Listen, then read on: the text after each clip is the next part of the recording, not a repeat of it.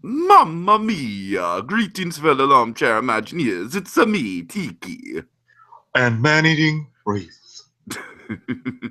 And welcome to a catch-up podcast for So You Want to Be an Imagineer, Season 14.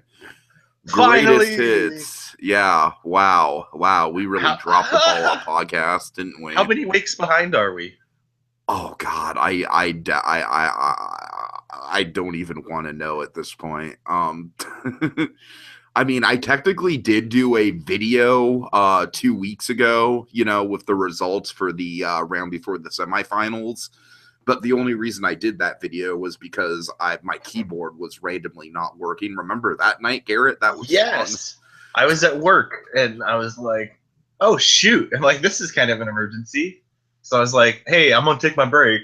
And I took my break. And I was like, speed post. I was like trying to, I was like messaging you on Facebook with audio clips like, hey, post this on WDW Magic. And of course, I couldn't listen to them. And so I had to have Monkey translate. So Rob translated, yeah. Oh, God. It worked. It did. So, folks, what we're going to do, we're going to go over the semifinals projects from Basketbuddy and Snoopy. Then we're going to talk about the final project, kind of hype it up, give our predictions and whatnot, give a run through of the jury, and then go back and talk about your your Universal Blue Sky projects from last round. Yes, sir. All right. And it is a little early in the morning for podcasting, ManEatingWreath, so I apologize if I'm not as peppy as I usually am. Same here. I lead an active lifestyle. Which is why I'm probably going to Olive Garden at 11. So, I'm also dying. So there's that. So let's get started with Basketbuddy's projects. He did a Pokemon and a Mario project. Let's start with Super Sunshine Soakers. Woo! It's a me, Mario. I'm kind of running out of things to say about Basketbuddy projects besides just fantastic detail, amazing artwork. It's all really good. What's spooky about this artwork is it looks like it's directly from Super Mario Sunshine. I know. Not even Super Mario Sunshine, like an HD Wii U Nintendo Switch remaster. Right. Like if you look at it, like there's more detail than in the GameCube game. Like Mario looks like Mario from that new Super Mario Odyssey. Oh. Yeah. Like the wanted posters, the building texture, the palm trees, the sky, everything looks so real. It's interesting that Basketbuddy chose to do a flat ride. Yes, I wish it was a dark ride or even like a Toy Story Mania type dark ride. I honestly don't mind that it isn't because I just found the actual flat ride mechanics to be really creative. Oh, of course, and like I do agree with you. Like, I should have said, were it me, I would have done a dark ride. Mm-hmm. Because Mario and Zelda are two properties that kind of lend themselves to an e-ticket dark ride or even a C-ticket. Right. Zelda not so much. Mario would be more of a C-ticket. Zelda would definitely be the e-ticket, yes. Even though we all know Universal's plans for a Donkey Kong minecart coaster. Which, oh my God. And double dash Mario Kart simulator. Say otherwise. I hope for the love of God that Donkey Kong coaster actually happens because the technology at play there would just be insane. Mm-hmm. And the technology at play with that Donkey Kong ride is actually kind of similar to what Basketbuddy's doing with this. Yeah. Where he's using like the metal bar to hoist guests up, but having something blocking it in the process. Yeah, if you guys don't know what we're talking about with the Donkey Kong thing, just look up Game Explain Nintendo Universal. Well, just to make a long story short with that, the Donkey Kong ride, there's going to be two separate tracks. There's going to be the actual track that your vehicle is on, and then there's going to be a false facade mine train track that looks like your vehicle is traveling on. And the gimmick is that your vehicle is going to be attached to like a 10-foot pole that has the ability to like jump over these gaps in the mine train cart. Mm-hmm. The mine train track. So yeah, it's going to be awesome. Yeah. Just like this project. And like I said, it's very similar. I love the gameplay elements to it. I love how there's a lot of rewritability here. Yeah. Oh god, look at that! And you know what's funny? I'm so glad he picked that world in particular. Isle Delfino. This particular world or level in Isle Delfino, I think it's Bianca or Blanca or something hills. Like the tower up there, that's where the windmill is. Right. And I could just hear the music, and I could picture Petey Piranha flying around vomiting sludge. It's just so it hits close to my childhood. Super Mario Sunshine is actually like one of the few Mario games I've never really played. Oh, it's so good. I know. I've heard that from other people. I need to get on it. The problem people have with it is the voice acting. Which, yeah, it's a little hammy, but it's early Nintendo voice acting. It's early. Like, Breath of the Wild is like the pinnacle of Nintendo voice acting. Right. Whereas Super Mario Sunshine, like, Bowser talks like this. Right. But the other problem people have with it is, whereas Super Mario 64 had different themes to each world, like a snow world, a lava world, a desert world, a beach world, like, stuff like that, a fortress. Super Mario Sunshine was all tropical. Sure. Every world had some kind of tropical or jungle or water theme to it. So there was no variety in the sense that there was different elements, but for whatever reason, the variety was still there to me. Like, they themed every world. I've heard that the levels in Sunshine are actually like really good. They are, and there's so much to do, and there's so much replayability. Like the theme park level, there's a mission where you have to hatch a Yoshi, and then attach the Yoshi's body to a Yoshi carousel, and then you get warped into a maze where you have to. It's so weird and so wonderful, and I love it so much. So Sunshine was the route to go for me. A close second would be Galaxy. Yeah, Galaxy is a spectacular video game, I think.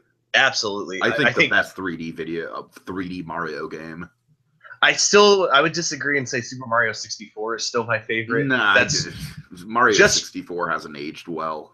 Just for nostalgia purposes. I understand nostalgia. Like, look, if anyone has nostalgia for Mario 64, it's me, man. I shit my pants in Target when I saw that game demo. You know what I mean? Right? It's like, but I don't know. I just think Mario Galaxy is just so well refined, and it's like the Rolls Royce of platformers. Even Galaxy 2 is amazing. I haven't played Galaxy 2. It's really good. You have Yoshi in it too. Yeah. So anyways, I also need to play Mario 3D World. I played through 3D Land and I loved it. Oh, 3D World is so good. Right. It's not like a typical. It's more like 3D Land. Mm-hmm. It's not like a typical Mario platformer in the sense that there's a big storyline where you. If it's more of the same of 3D Land, then I'm down because 3D Land is spectacular. It's like that, and like the final boss battle is incredible. All right, but enough with our personal Nintendo ramblings. Yeah. I love the coin system in this ride. I love I especially love the blue coin that pops out at the end. And I also love the fact that Basketbuddy made it so that if you don't really care about the gameplay and you want to just like have fun and spin around, you can totally do that. Yeah. It kind of reminds me of like a more refined version of what the Flying Saucers tried to do with that sort of like freedom with the ride experience. Yes. So yeah. Really, really solid work here. Obviously, the concept art is spectacular, as you can see. Even now, like, look at that. Right? Look at that. That's amazing. So very, very good job on that. Now let's get to the Pokemon. Oh wait, no, there's more. Well, yeah. We talked through all of it. Yeah. Gotta catch 'em all, my heart's so true. Our courage will pull us through. You teach me and I'll teach you. Basketbuddy. All right, we're dorks. And now for something completely different. Yes, Pokemon Master Quest. This is another spectacular idea. Gotta catch them all. Gotta catch them all. Yeah, gotta catch them all. Do you remember that theme song? Of course I do. Come on, man. Who doesn't? Every day, 4 o'clock, Kids WB. Yep. You'd right. get home early from school, and like, what would be on before then? Like fucking Digimon, and you'd be like, screw Digimon. No, Digimon was on 11, channel 11. God. I think it was Animaniacs was usually on before That sounds Pokemon. about right. And I would, of course, I'd watch that too. But I would do my homework right at 3, try to finish it all, and then by 4 o'clock, Pokemon would be on, and I would usually call my friend Luke after the episode, and we'd like talk about like, whoa, did you see when Ash caught that Sunflora? Or, oh wow, Scyther, or Right. Oh God. So God, Pokemon was my life growing up. Yeah, it was. It was. Another project that it's close to home, like Basketbuddy. You picked the two most nostalgic driven prompts ever, which I think was very intentional on his part. He did get the pick of the litter here, and I think he picked well in terms of the two. The only thing I'm surprised with Basketbuddy selections is that Zelda didn't get picked at all. I wish it did, because I would kill to see some more artwork from him about Zelda. I know, right? I remember season 9? It was season 11 actually. The Torrents of the New World. Yeah, that Wind Waker style concept art. Oh God, so good. Maybe he picked these two because he had already done Zelda. I mean, that could be. I was saying more like I was surprised he didn't give someone else Zelda. That's true. I wish he did, just because you know how I am with Zelda. I'm like one of the few people in the Nintendo fan base that doesn't really care for Zelda. Oh God, Zelda! Oh, that's my favorite. Zelda's my favorite. It's most people's favorite. I like Wind Waker. I don't know. I've told this before, but like I have most of my childhood memories of Zelda don't involve me playing Zelda. It involves like me watching either my sister or my cousin play Zelda. And so that kind of skewed the experience for me a little bit. That's probably how my friends see it, because they would watch me play Ocarina of Time. Yeah, that's exactly how it was with my sister and my cousin with Ocarina of Time. I've seen so much Ocarina of Time footage. It was like Let's Plays before Let's Plays. Jeez. But Pokemon. Yes. Focal point here. Okay, so I love the fact that he creates a new town in the Kanto region. Yes. Very appropriate. I think he learned well from the success of Pokemon Go that the original 150 Pokemon are essential for the fan base, and we really don't care about the other ones all that much. I do care about the Johto Pokemon. Fair enough. Yeah, I mean, like, some of the early, some of the like phase 2, phase 3 Pokemon, they're fine. It's just like when it gets into, it's like I'm trying to play through. I'm trying to play through Pokemon Sun. Yeah.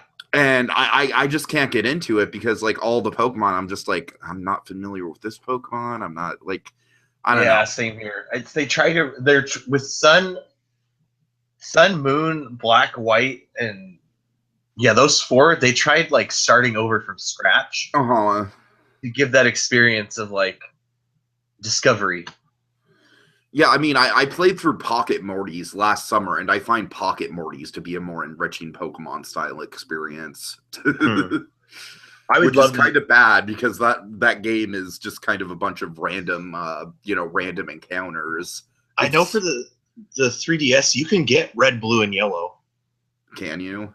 Yeah, like the original ports. Like, I mean, that's fine, except I don't have the time to like play through those games again. That would be a big time suck for me. Same. Yellow version though, can you imagine where they get all 3 starters and Pikachu? Pokemon Yellow is a very difficult game. I've said this before because you start out at the Rock Gym. Yes. With an electric type as your main Pokemon. And that's like, so Pokemon Yellow basically forces you to level grind at the beginning. Well, in order to beat Brock. Or you follow the player's guide. which I didn't do. I did beat Brock with Pikachu. Okay. But years later, I was looking at a player's guide, and they're like, Wild Mankey are available outside Viridian City. And fighting is super effective against Rock. Right. So Mankey, which knows, like, I don't know what move, I'm going to say Mach Punch or something like that. That's how you're supposed to beat Brock. But you're supposed to know that Mankey's right there. And if you don't know that, you're going into a battle with a level 12 Onix and whatever level Pikachu who just barely survived Viridian Forest. Uh-huh. So it's... you remember some of the urban legends in the Pokemon games? Like that Mewtwo that was supposed to be at the Cerulean City dock? Yes, or on top of Rock Mountain. Have you ever heard that one? I think so. There was this... in elementary school, there was this rumor that you could go on top of Rock Mountain. Or Rock Tunnel, sorry. Rock Tunnel. Uh-huh. And there was a volcano. And you could go to the volcano, and there was a trainer there, and if you beat him, he would give you a Venustoise. Oh, God. Like in the anime. There's an episode where...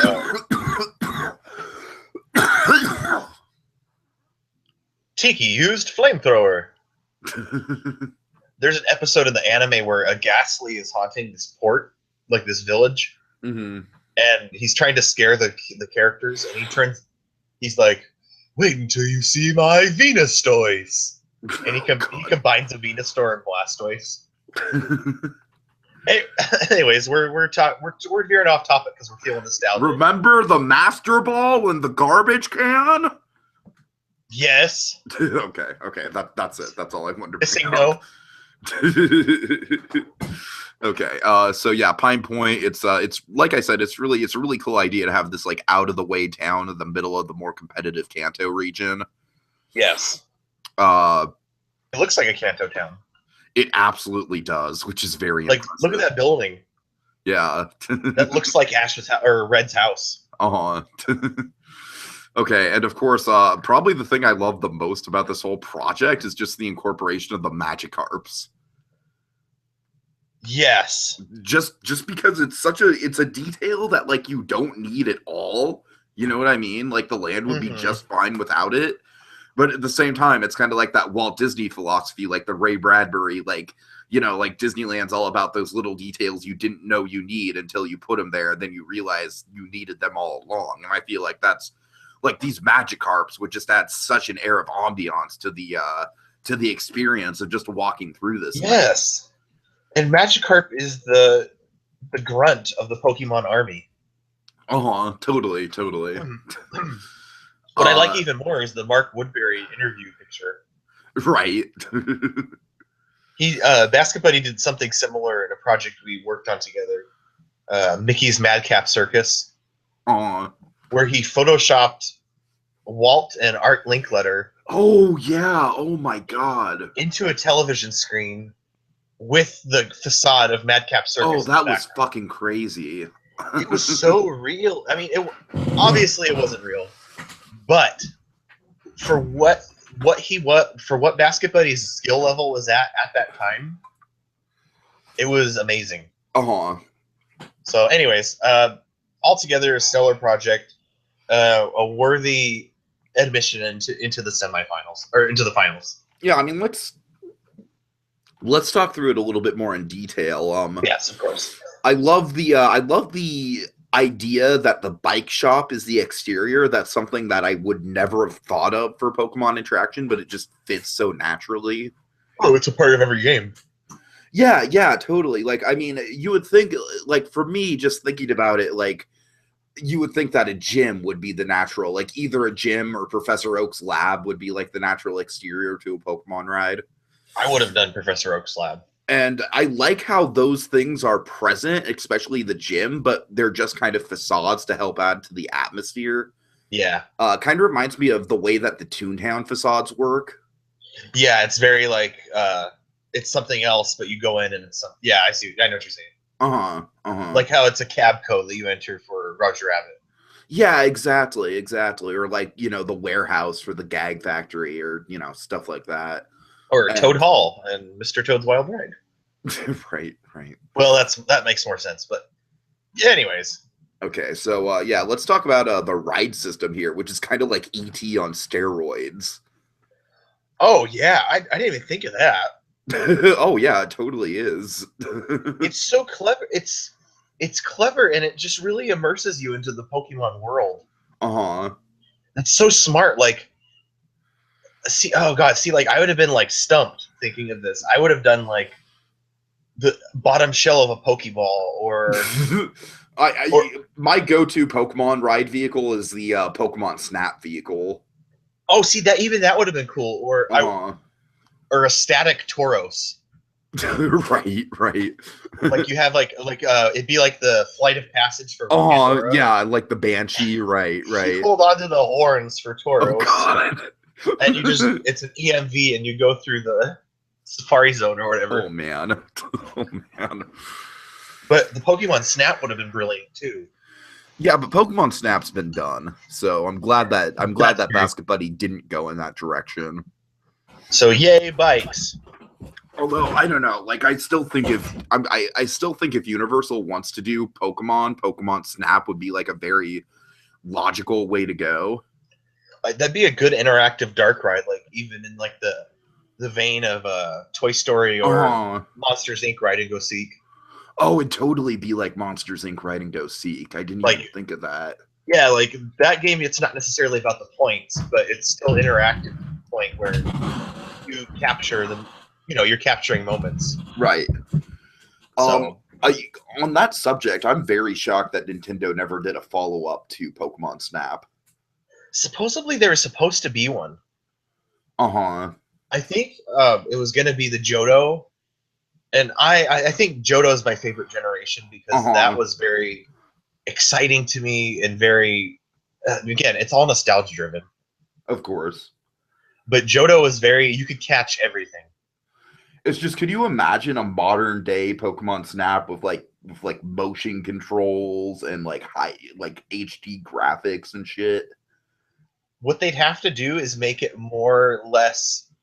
They'd have to make it less straightforward and more open world. I guess, but I don't.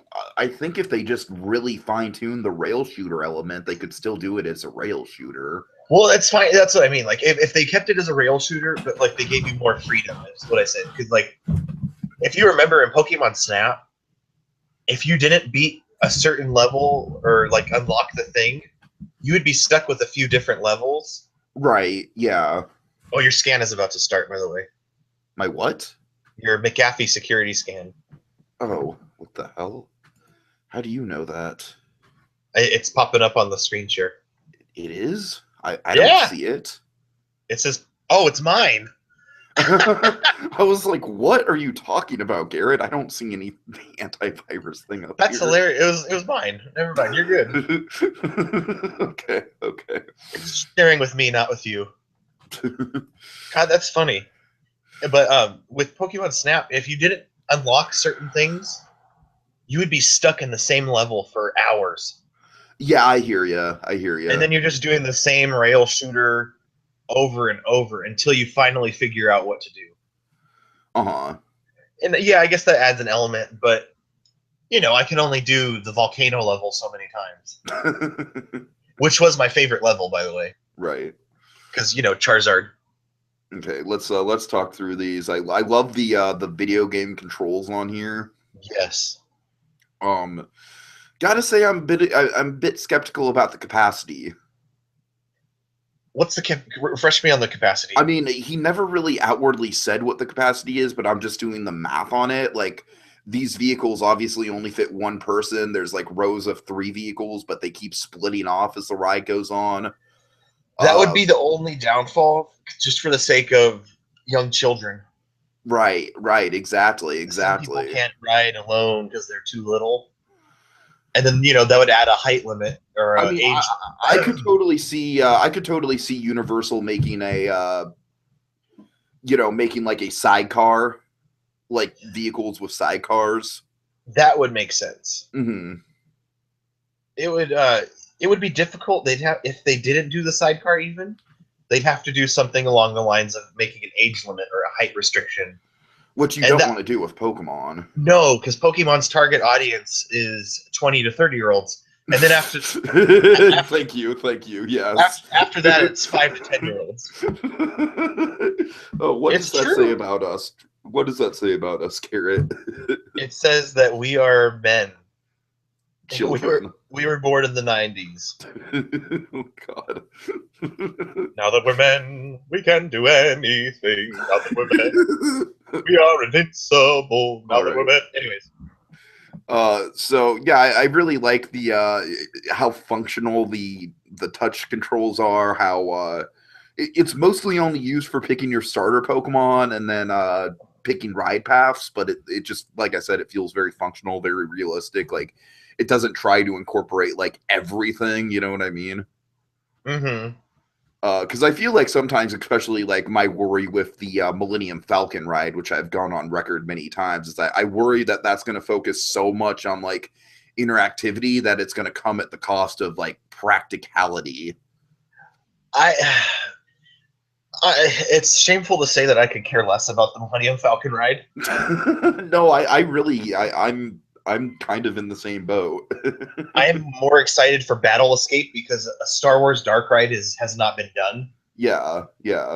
And I really hope it's in the same vein as Racers or Indiana Jones. Mm-hmm. I'm hoping something about Battle Escape having like 500 stormtrooper animatronics or something. I think it was 100. I think it was 100 stormtroopers. Yeah.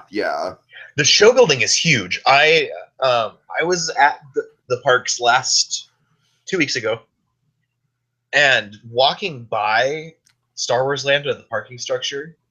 Holy cow! The building is it looks like it's going to be larger than Indy. Oh wow! And as of right now, the not fully grown trees in Frontierland, you can see the top of the show building peeking over right now. Oh my god! And that's saying something about being bigger than Indy, because I imagine the queue doesn't need to be quite as ridiculously long as Indy, because the queue with Indy, of course, functions as like actually physically getting you into the show building. The queue for Indy is also it's also, I think it's 1 kilometer or something like that. So you know what I mean? Like I feel like these days, like the queue would be more kind of switchbacks. Yeah, right, exactly. And so it less like kind of like walking like in a straight line for like 3/4 of a mile. Yeah, Indy's supposed to make you feel like you've already been on the adventure before you get to the real adventure. Right. Whereas I feel like Battle Escape, like you could do the more traditional queue that requires less space, and then what I'm getting at is having like all that space for a huge show building. Supposedly, if Mice Chat is correct, which so far they've been pretty correct with most things in their Star Wars Land rumors. Like that, yeah, you've probably seen that map that they have. The queue is going to be separate from the show building itself. Okay, I like that. It's kind of like Everest. Yeah, it's going to be like in a separate bit of forest or something like that. Right. Okay. Like supposedly the Great Reveal, because the queue is going to be close to Critter Country. The Grand Reveal from the Rivers of America. You're going to go past Hungry Bear, walk past the rivers. You're going to go around and then you're going to walk past the new Country Bear Theater. I wish. We'll talk about that some other time. You go around underneath the railroad tracks, behind the waterfalls. Oh wow! And then supposedly the forest is going to be. Wait. So you're going underneath the railroad tracks. So you're like walking along the river at that point. The path is going to go past the river along. Oh wow! River. It's going to be like the Phantasmic viewing in a sense. That's going to be crazy. That's going to be crazy. Just walking right along the river. Right. It's so close too. So you're going to walk past the river, go under the railroad tracks, around the waterfalls, and supposedly the grand reveal from the Critter Country side of things is the forest is going to be a natural transition from Critter Country, but all of a sudden X-Wings and oh my god, oh that's so awesome. I'm geeking things like out. that, right? They're going to start appearing. TIE fighters, ATSTs. Yes. Like the rocks are going to start like being more otherworldly than the Rivers of America, and then you're going to see X-Wings and things like that. and then the queue's going to be right there, and then all of a sudden there's the spaceport. That sounds beautiful. That's going to be the Critter Country reveal, and then the Frontierland one is less exciting as that, but it's still going to be beautiful. And isn't that going to be like more of a desert transition? Yes, and from the look of Big Thunder Trail, it's going to be very... I mean, Big Thunder Trail looks crazy right now. It's like Cars Land. It looks better than what was there before. Yeah, easily, yeah. That's the funny part. Like, what was there before was there were still some buttes and things, but it was more full forest. Yeah, and it was really more just you know, kind of just hugging Big Thunder Mountain, and Big Thunder Mountain was more kind of the focal point. But to me, the new look works better. Mm-hmm. It works. It's more tasteful, and I wish it was there before. But I don't know. You remember the Home on the Range petting zoo? Yeah, Little Patch of Heaven. Yes. I remember. It was terrible. Anyhow, back to Pokemon. Yeah. So we just went on a tangent about Star Wars Land for 2 hours. I'm not surprised. I mean, it's okay. We have a Siskel and Ebert dynamic going. Right. Okay, so I don't really have much to say about the actual attraction, other than like I said, I just think it's all very practical. The interactivity is just enough to engage you and make you feel like you're part of the story without overwhelming you, like I worry that Millennium Falcon's gonna do. Mm-hmm. But okay, I really like the idea of kind of like the Radiator Springs Racer style, like different rooms for the starter Pokemon, for example. Mm-hmm. Let's see, and then so let's just talk about this Matrix. Matrix. What would you do if I told you this Pokemon attraction was actually real life? Where's Keanu Reeves? Okay. In a Pokemon movie, Keanu Reeves would play Professor Oak. No. Gary Oldman needs to play Professor Oak. No, but Keanu Reeves could be like, "Whoa, Ash! What kind of Pokemon do you want to start?" If we're getting into live-action Pokemon casting, I have it. I have the whole cast, all right? Giovanni is played by Robert De Niro, correct? I wasn't. I was actually going with Vincent D'Onofrio as Giovanni. That works too. And Jesse would be Emma Stone, and James would be Justin Long. That's pretty funny. And can Meowth be voiced by Nathan Lane? Sure. Although I don't know, I with Meowth, I kind of want it to just be the original anime voice actor or the dub actor from the cartoon. Well, as long as Mewtwo is voiced by Anthony Hopkins. Oh God, no, Mewtwo is Liam Neeson. Oh, no, Liam Neeson would voice Lugia. Oh God, like Aslan, but you know. Well, if we're going with the Aslan parallel, then it would clearly be Entei. That's true. Liam Neeson would be Entei. Anthony Hopkins would be Mewtwo, and what's his name? Morgan Freeman would be Lugia. All right. Moltres, Articuno, and Zapdos. Oh, God. Would you like to do the March of the Piplups? Okay, Anyways. so as you can see here, let's just talk through the ride system just using this Matrix. I really like the like you said, the split off into the different show scenes. The only thing I'm skeptical of is the capacity and how that would work with just like literally like one person, like one singular person going through these showrooms. It's like, could you imagine how terrible the capacity for Pirates would be if there was like one singular person going through each scene at it? Like, right? And considering we're at an all-time high for theme park popularity. Yeah. Especially with Pokemon. Even Universal, like if you look at crowds, like every queue is crowded nowadays. Oh, I know. Doesn't matter what theme park. I mean, unless it's Knott's or Six Flags, but yeah, Six Flags. I was about to say, like, yeah, Six Flags is pretty decent. Disney and Universal are at their peak right now. Like I've never seen Disneyland so crowded. So it's like there would be a queue, and you need good capacity, or you're going to have a 7-hour wait. Oh, thank God I'm going to Disneyland next during the not so scary Halloween party. That is not bad. I think the only wait is literally for Ghost Galaxy and Haunted Mansion Holiday. And I don't even care about Haunted Mansion Holiday at all. Yeah, I know that. You could go Although see. Monkey will probably make me go on it anyways. Just go on it right before the party ends. Oh God, I fucking hate Haunted Mansion Holiday. I really do. I really hate that ride. It doesn't do anything for me. Like I thought, I thought when I went on it in December, I'd turn around on it, but no. I'm like, this is shit. This is a shitty ride. How dare you? I know. It's an unpopular opinion. Jingle Cruise is way better than Haunted Mansion Holiday. Way better. I'm worried for the fate of Jingle Cruise once the Rock movie comes out. Oh God. Anyhow, it's a Basketbuddy's Pokemon ride. It's good. Yeah, it's really good. The main issue is capacity, I think. Mm-hmm. Sure. Okay, let's get into Snoopy stuff really quick. He's not quite as in depth with his stuff. Very, very interesting ride systems, though. Yes. We have Star Fox, which, logically, ManEatingWreath, logically, you would do a Star Tours clone with Star Fox, right? Mm-hmm. And my idea for a Star Fox ride has always been like you'd get into one of 4 Star Speeder type vehicles, and each of the 4 of them would be piloted by a different Star Fox character. Mm-hmm. And so each of the 4 simulations would be slightly different, based on like what character is flying your R-Wing.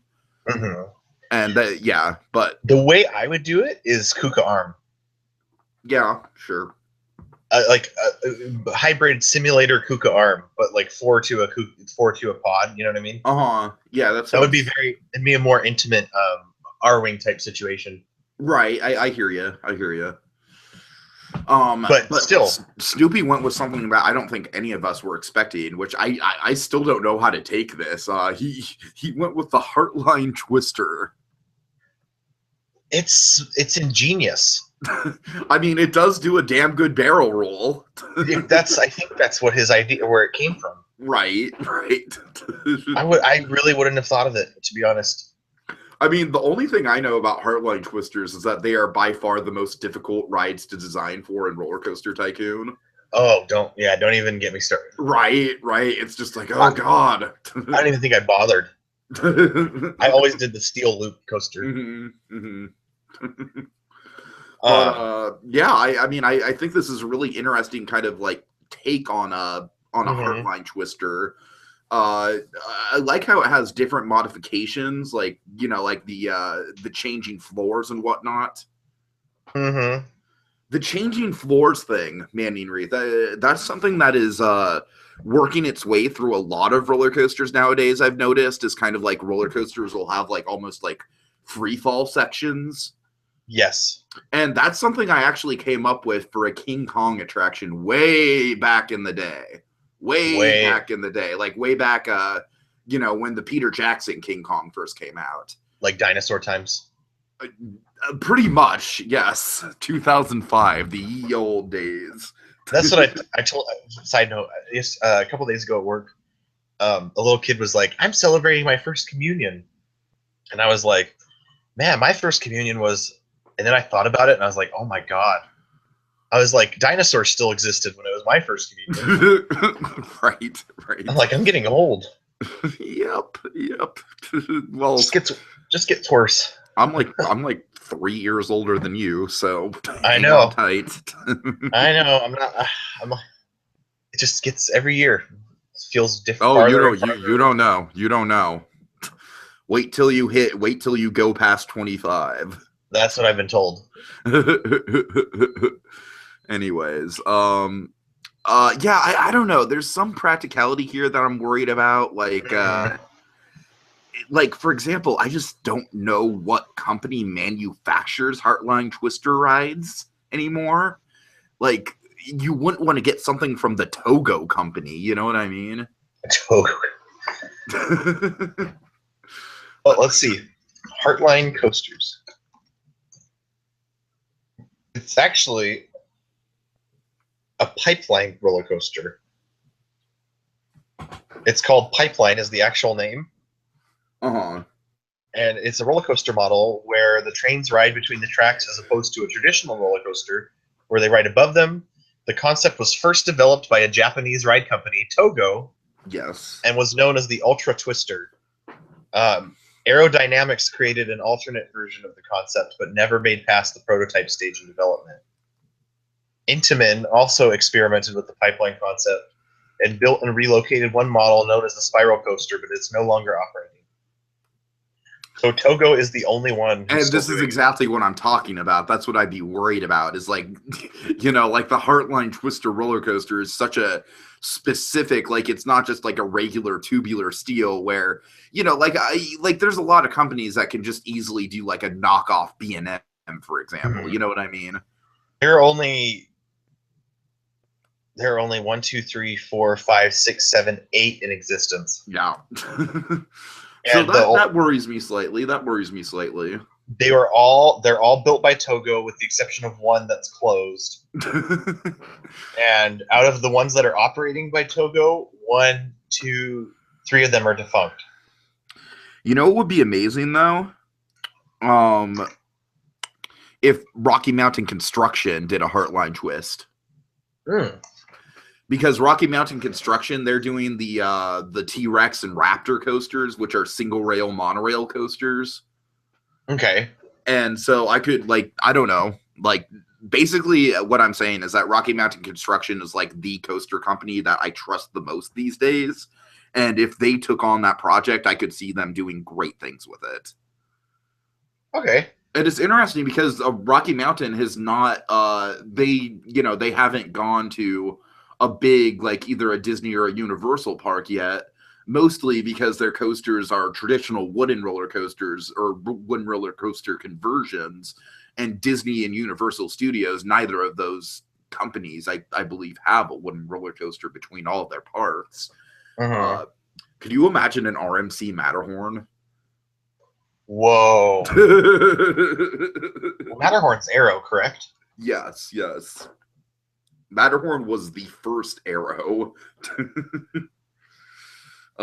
Anyways, so you know what I'm saying though. It's like unless you had like a really, really reliable coaster manufacturer basically kind of like patenting this technology for you, this ride system, it'd be kind of tricky. Yes. Like it's not as easy as just like, hey, Togo. You know what I mean? Because first of all, Togo rides infamously awful. Yeah. The roller coaster at Las Vegas. Togo or no go. Right. What was I gonna say? I was gonna tell you something. Now the characters, Peppy, Slippy, all them, they're a part of the ride, correct? Yeah. They're on screens. My question is, do they have robotic legs? Oh my god. You know why, right? Yes. It's that would be a very dark part of a Star Fox movie if they ever made one. For those of you who don't know, the Star Fox characters have robotic legs because of circulation or something like that, right? Yeah, circulation, and it's just like the R wings are just designed to be very very small. Yeah, so they have to have robotic legs so they don't get blood clots. Right. Fun fact. It's just a theory. A game theory. All right, so let's talk about Kid Icarus, Palace in the Sky. To tell you the truth, I like the ride system that Snoopy developed here with the arrows, like the bow and arrows that shoot water. That's cool. It kind of reminds me of the Tsunami Soaker system that Six Flags has at some of their parks. Having said that, I don't necessarily like the dark ride angle here. I think the dark ride angle kind of meshes with the shooting elements in kind of a weird way. I don't know. I just think this would have functioned better as just kind of like maybe a more high-end Tsunami Soaker where you're just in a Kid Icarus environment and you're shooting at other vehicles. That being said, I do like the fact that he specifically makes it so that there's all these different points in which the vehicles can meet and fire at each other. So that's good. I think for what it is, Kid Icarus would be the hardest to design an attraction for. Oh, absolutely. Because there's so little to pull from at the moment. Like, it's still a developing franchise. You know what I mean? Yeah, I mean, I've heard really good things about Uprising, but I think so too. But I think with Kid Icarus, they had the one game in the 80s. Didn't make any sequels. And when they had a trophy of hit in Melee.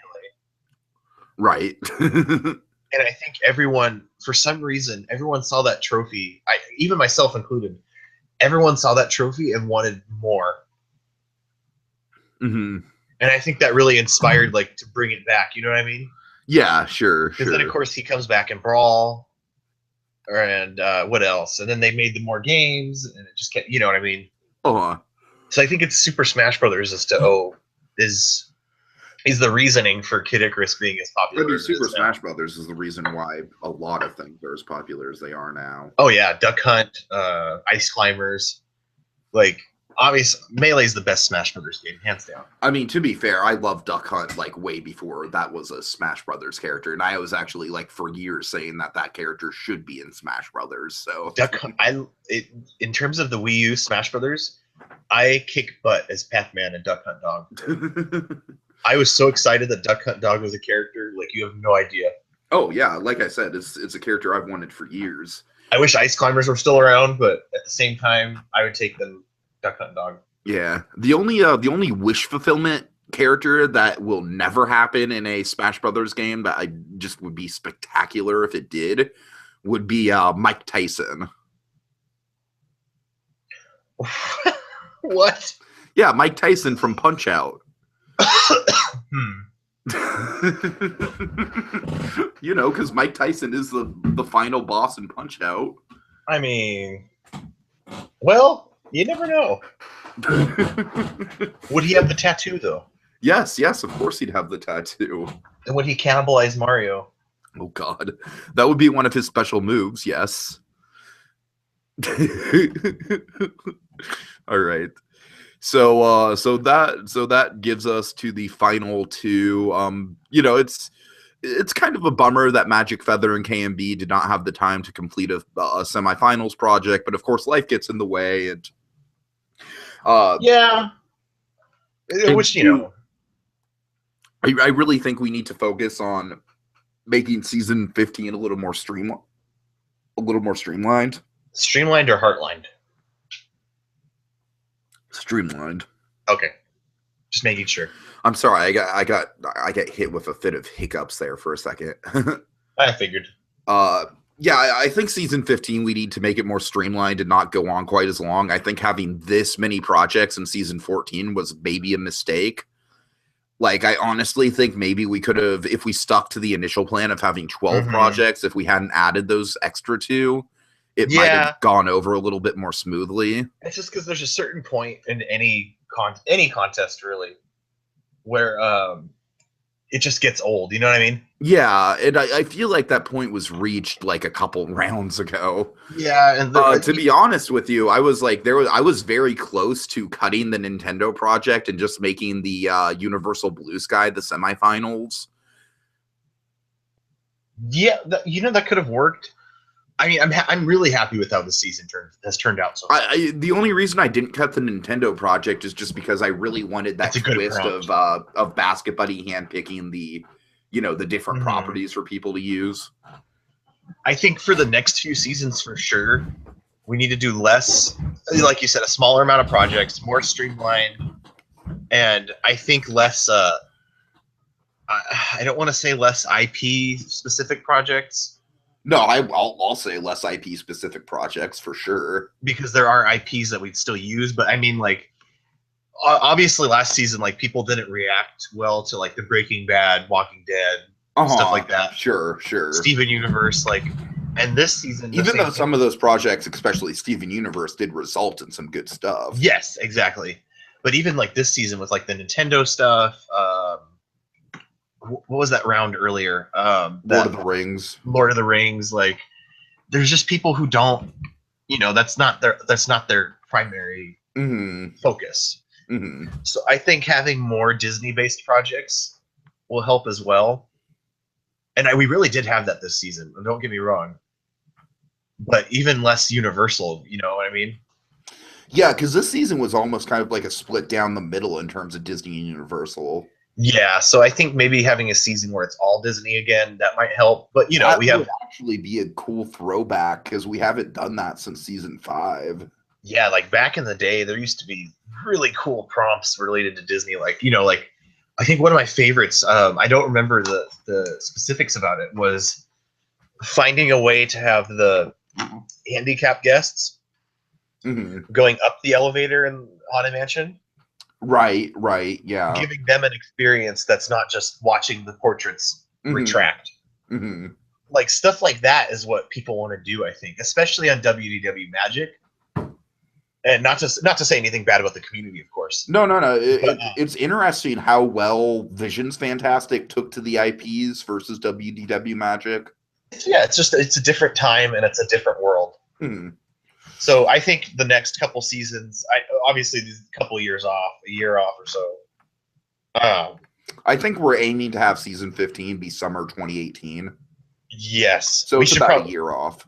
We'll talk about that in a post, like in case no one's watched the video this far, or you know what I mean. But I think really what I'm excited for, if it's over the summer, maybe Jokers could be a part of it too. Perhaps of our little team, because I do like our Siskel and Ebert dynamic team. Yeah, it's just you know, if you hadn't caught the bubonic plague. That's very true. Well, hopefully I won't die. Right. Yeah, please don't die, Garrett. Because if I caught the plague this season, next season means I'll probably get hit by a car or something. Oh God. No, I'm not gonna go into that joke I was gonna make. We're gonna continue on with the podcast. Okay, so let's talk through the final project here, Garrett. This is a little bit more there's a little bit more kind of requirements than there was originally, because the original project was very streamlined. It was very much just like start over from scratch. Whereas with this project, the thing that I did to change it up is I essentially did like, okay, like we're going to take the same basic concepts of DCA 2.0, but just apply different themes to them. So like the 2 Paradise Pier dark rides, the new land, the new Main Street, the new transportation, aesthetic touch-ups. This is what we're talking about, like in terms of Disney projects too. Sure. Like this is a major throwback. Oh yeah. This is like season 4. Season 4 final project. To show you how long this game has been around, because this was assigned during the revamp of DCA. This was assigned, I believe, right after they announced. It was announced. It wasn't even started yet. Like they just announced. No, it wasn't. So like at the time this project was completed, we still had Sunshine Plaza. We still had I'm pretty sure Midway Mania was there, but that's it. I think they had started it. But I don't remember who it was. It might have been Buddy or King Mickey, but the brilliant idea that they had that stood out to me was having San Francisco as the opening land. Yeah, I don't remember if that was Buddy or King Mickey either. It maintained the Golden Gate Bridge aspect, which is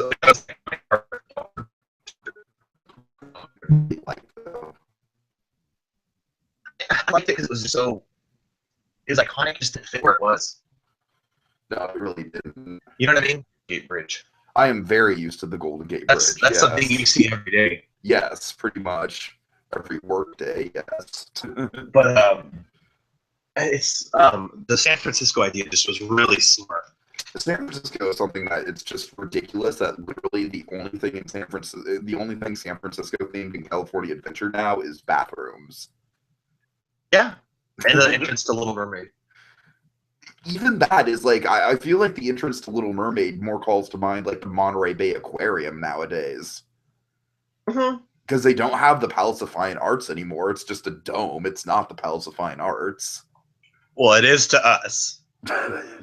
And again, the Palace of Fine Arts is something I see every day now. So, I'm very used to it. Exactly. I think I wish we included Hollywoodland as a part of the assignment.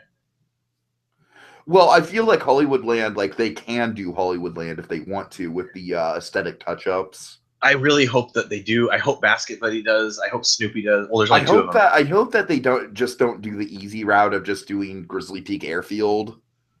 They could see the way I've always envisioned this, and I give them permission to steal this idea. I won't say anything. The way I've always envisioned it is turning that whole area into a 1950s campground, which is kind of what they did. Doing a 1950s campground and having the theme be Humphrey Bear and Ranger Woodlore. Oh, that would be so good. Like, you know, like have billboards with like, or like the old Bear Country sign, which was actually written by, quote unquote, written by Woodlore. Right. Have that at the entrance, and then they could have a trackless dark ride where you're finding, you know, like it's a Donald Duck themed ride. Right, I think we're getting a little like. I'm just saying. Yeah. You know what I mean? Like you're camping with Donald, and Humphrey's trying to screw it up. Mm-hmm. That's and then of course having a country bear show in the campground. You know, the 5 Bear Rugs sing "California, Here We Come." Oh God. right. Trixie sings "I Left My Heart in San Francisco." There's just so many possibilities. Yeah, and speaking of possibilities, I'm just very excited. The possibility of 2 different Paradise Pier attractions. I'm really curious to see what that's going to bring about, especially because they can't use Toy Story or Little Mermaid. Let's just hope that they don't go the Mystic Manor route. What do you mean? Most people I've found, it's a reoccurring idea to replace Goofy Sky School with the Mystic Manor. I don't think that would be terrible, except that you wouldn't have any room for it. I don't think it would be terrible either. I'm just saying I think it would be redundant. I mean, not if you theme it to the Winchester Mystery House. True. I've always had the idea to connect Paradise Pier, have the Golden Gate Bridge connect the pier to the Simba parking lot. Oh, I like that. You'd cross over the street, so they can be out the outside world for a minute, but right. Cross over the street, and then the Simba parking lot could be this whole other land as part of California Adventure. They could add on like a Discovery Bay. They could add on which would add San Francisco to the park. Right. Sure. They could add on a Gold Rush themed area. They could add, a La Brea Tar Pits themed Gold Rush is like a really interesting kind of like it's a pivotal part of California history, but it's already pretty well represented with Thunder Mountain. That's the only issue. That would be the main issue. I always thought that they could do they could revitalize Western River. Yeah, but that would be a major undertaking though. They'd have to put it in Bugs Land or something like that.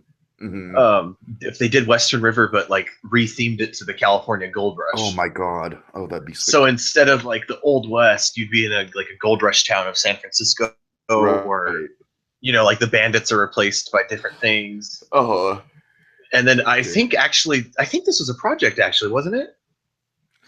What? Yeah, Western River was, yes. It was. I think somebody had done it for California Adventure. It was Disneyman. Okay. I think he put it in DCA, and no, it was Phineas the Ghost. And they did it, and the big part I remember from that attraction is they had an animatronic brown bear looking up at a red star. That's what I remember. Mm-hmm. So it's just limitless possibilities with this prompt. Okay, so do you want to go over the jurors? Yeah, we'll go through them really quick. Okay, quick. We have oh, and by the way, I officially won the fantasy draft, which I'm kind of amazed by. Which is bizarre because I was winning. I know, right? And you just turned around and beat me because KM had to be in a parade. I'm just kidding. Oh God. Okay, so we have 9th place is M. Harrington. He had a couple solid moments in the season, especially with the Pinocchio project, kind of transitioning from the James and the Giant Peach to Pinocchio with the theater.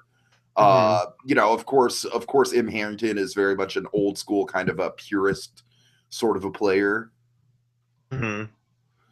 Let's see. Joker's, of course, made it farther than I thought he would. It's a shame that he dropped out when he did, but I understand why he did it. Like I said, it's usually he'll last like maybe 2 or 3 rounds, but no, like even like the round before Joker's dropped out, we were still talking about him as like a winner candidate. So yeah, he was pretty involved all the way through. I'm glad and happy that he got as far as he did. Mm-hmm. Okay, let's see. Mickey Fan was an interesting case where they never really made that much of a splash, but they were just like a pretty good underdog who, again, made it further than we thought they would. Mm-hmm. Of course, Pie on My Cake is kind of like the big sort of like he just had a lot of personal stuff going on, like a lot of projects and stuff on the side that he had going on that kind of ate into his time. And of course, Pie on My Cake was like our big winner pick for a long time. Yeah, I'm actually, to be completely honest, I'm surprised at the final 2. In a sense, I thought my personal prediction was it was going to be Pie on My Cake and Basketbuddy. Yeah, and then after Pie on My Cake got eliminated, we thought it'd be K&B and Basketbuddy. And then it was Snoopy and Basketbuddy, and that's not to put any offense towards Snoopy, obviously, right? But it's just, things work out differently. Okay, Disney Man. Disney Man's an interesting story because he started out of the gate really strong with the, with the Festival of Imagination projects, and then he sort of went under the radar for pretty much the entire merge. And then he really did come out of the gate with a few really solid additions and really solid contributions to projects during the merge portion of the game, only to be eliminated very quietly in 5th place. But of course, most importantly, Disney Man gave us that shocking, and Garrett, I never actually talked through this with you on the podcast, the shocking moment where Snoopy and KMB were both nominated just by default because every single other person had a PO MVP. I wasn't around for this. No, you weren't. I was in Europe. Yeah. What exactly happened? Because I remember you had messaged me saying that I was missing something. Basketbuddy and KMB both had the Diamond PO MVPs. That's right. And Magic Feather had opened Walt's Vault, which gave her a fast pass to the next round, which we had decided on way in advance. Mm-hmm. And I believe it was, oh shoot, who had the rate? No, not KMB. I believe it was Basketbuddy, Disney Man. Shit.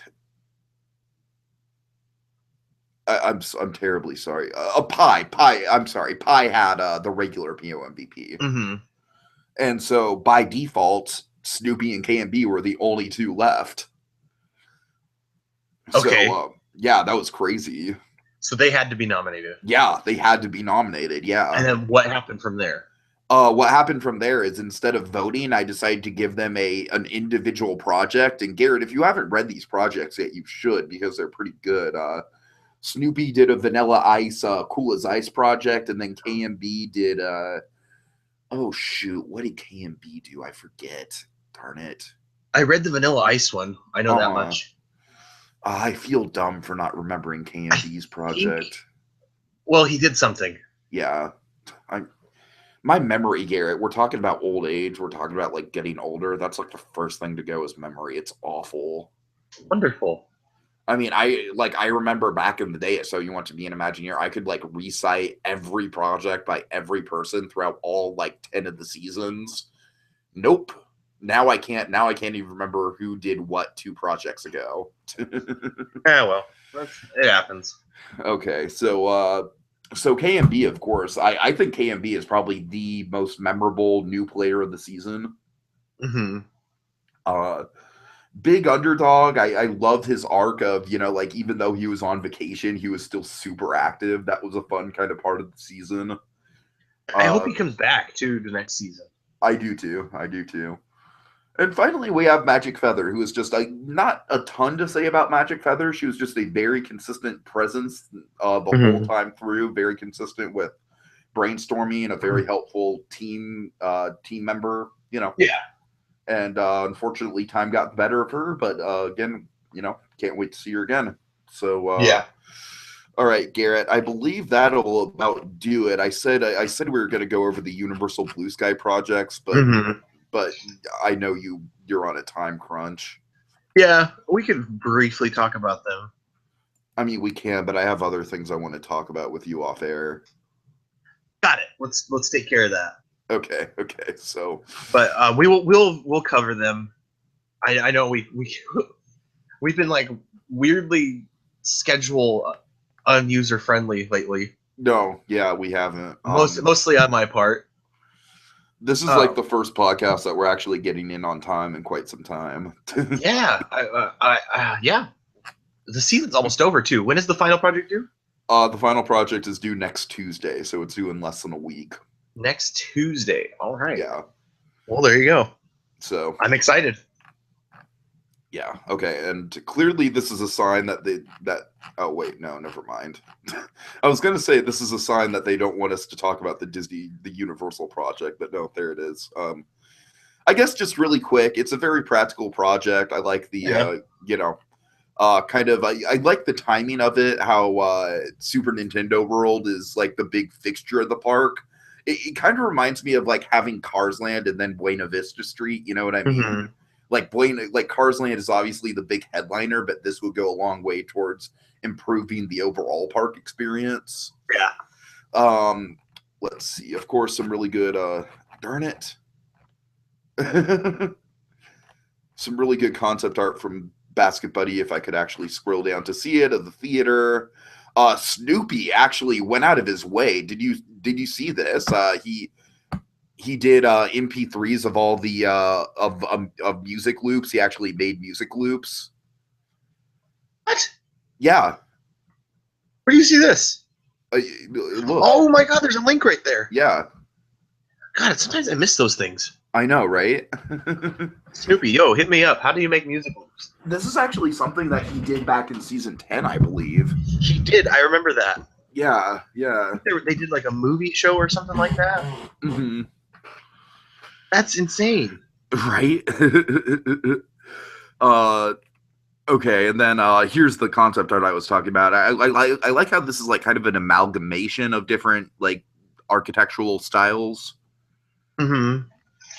Okay, and finally with the ride is fine. I think it's just kind of like it's a cool sort of modernization of the tram tour from Hollywood.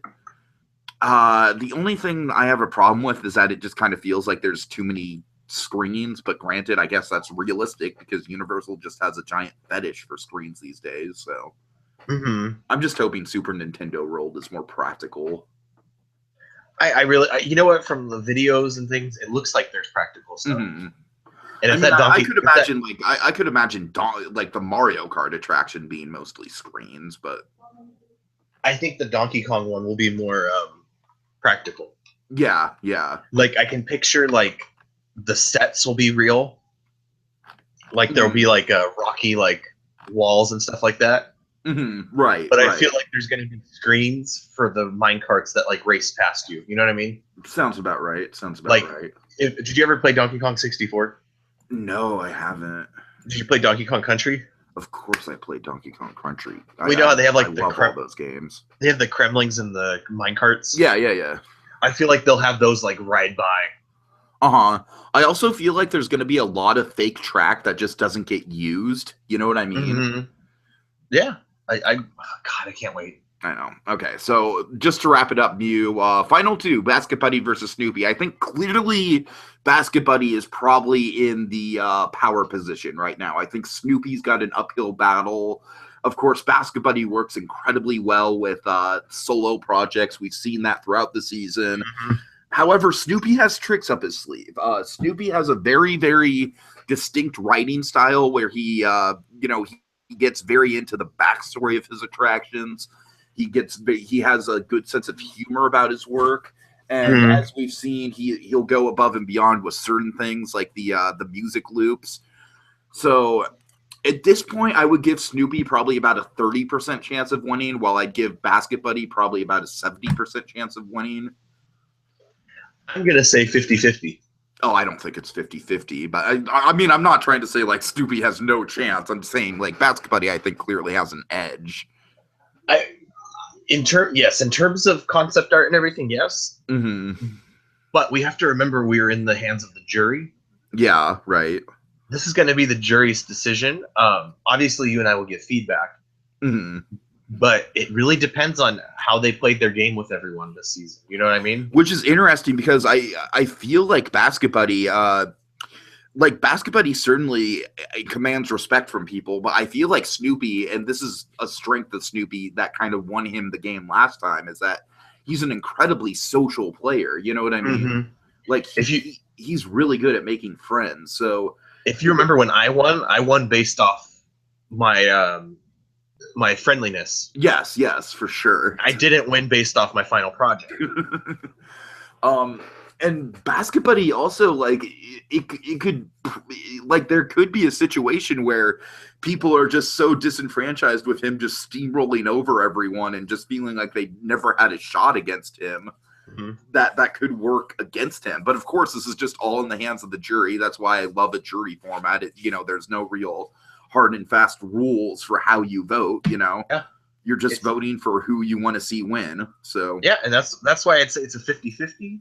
Of course, one project might be better than the other. They might be the same. Right. It really depends on what the jury thinks. Okay. All right. So, Mew, I think that is about it. So we will be back. I mean, I would like to do a results show with you, Mew. I would like to read the results live on air with you, if we could possibly do that. If anything, I'd have to do my old silent, creepy appearance. But I mean, like, if we had like 24 hours for voting and then did the results like in the afternoon sometime. Yeah, that might actually be feasible. Yeah. I mean, obviously, I don't think you know your work schedule yet this week for next week, but yeah, I usually work at 4. Yeah, but I mean, like Wednesday, like that's what I'm thinking. I'm thinking we would do the voting, and then either Wednesday or Thursday we'd have the results. That might be most feasible. Okay. So in the meantime, folks, thank you so much for your patience. Congrats to Basketbuddy and Snoopy for making it to the final 2. Good luck. One thing we never went over, Mew, really quick. What do you think of having both the winners in the final 2? Like, and finally, like, this season is definitively going to give us our first 2-time winner. I think it's exciting. Yeah. Okay. We're in for a treat. All right. So see y'all later, everyone. I'm Disney Rules. I'm everyone's favorite. So you want to be an Imagineer player.